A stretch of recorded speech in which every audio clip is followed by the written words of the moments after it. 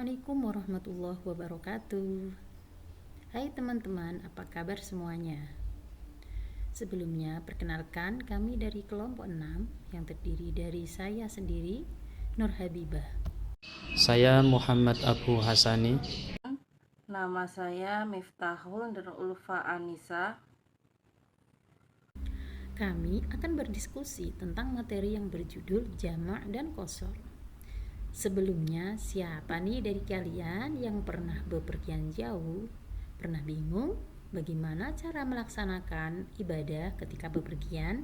Nah, hari ini saya akan membahas tentang jamak dan qashar sekaligus bagaimana cara pelaksanaannya. Jamak artinya adalah menggabungkan dua sholat dalam satu waktu, yaitu duhur dengan asar, maghrib dengan isya.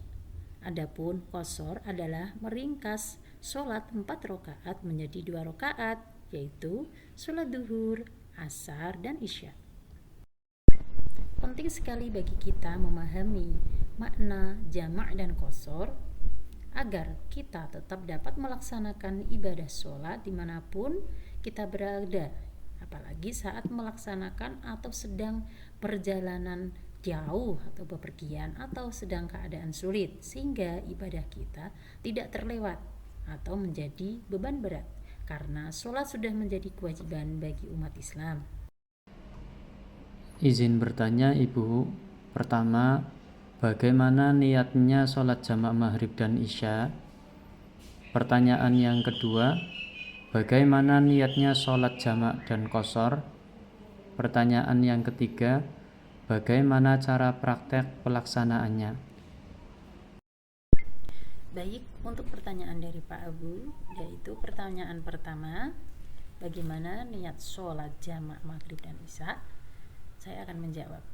Niatnya adalah Bismillahirrahmanirrahim. Usolli fardul maghribi salasa raka'atim majmu'an ma'al isya'i lillahi ta'ala. Adapun untuk niat sholat jamak dan qashar, sebelumnya kita harus tahu dulu mau kita sholat jamak takdim apa takhir terlebih dahulu. Jika kita mau menjalankan sholat jamak qashar takdim, maka niatnya adalah usolli fardhu dhuhri rak'ataini qasran wa majmu'an ilaihil asri lillahi ta'ala.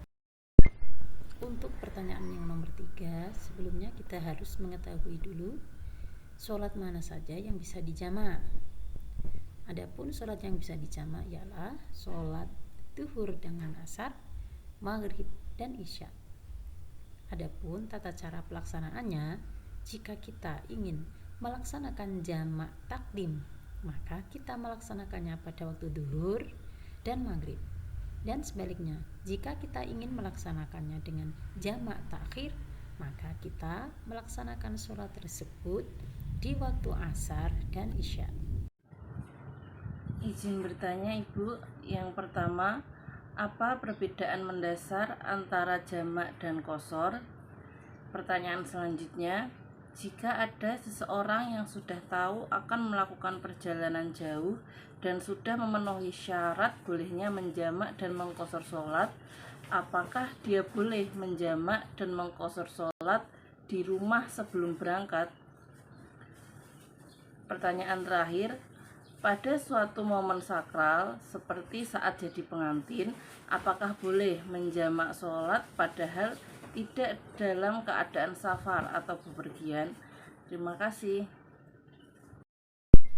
Untuk pertanyaan dari Ibu Miftah, yaitu tentang perbedaan mendasar antara sholat jamak dan qashar. Nah, jamak adalah menggabungkan dua sholat dalam satu waktu. Jamak ada dua, yaitu jamak takdim dan jamak takhir. Jamak takdim adalah menggabungkan dua sholat di waktu sholat yang pertama. Adapun jamak takhir adalah menggabungkan dua sholat di waktu yang kedua. Sedangkan qashar adalah meringkas sholat yang semula 4 rakaat menjadi 2 rakaat.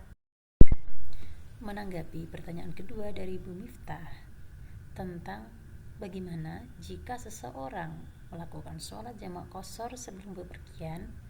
Boleh tidaknya adalah jawabannya tidak boleh dan tidak sah karena tidak memenuhi syarat sahnya sholat jamak dan qashar.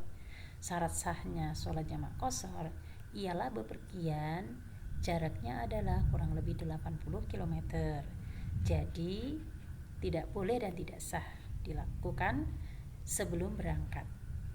Adapun jika khawatir akan tidak dapat melaksanakan sholat dalam perjalanan, alangkah baiknya jika sudah memasuki waktu sholat, boleh dilakukan waktu sholat seperti biasa.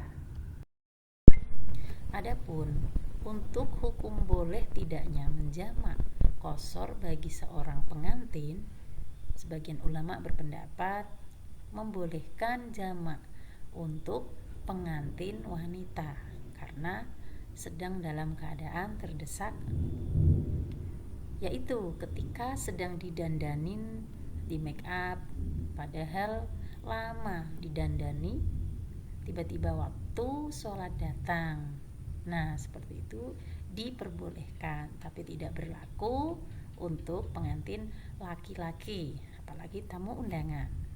Adapun untuk qashar tidak diperbolehkan dan tidak sah karena tidak dalam keadaan bepergian. Nah, demikianlah tadi yang dapat saya sampaikan. Mohon maaf atas segala kekurangan. Wabillahi taufiq wal hidayah. Wassalamualaikum warahmatullahi wabarakatuh.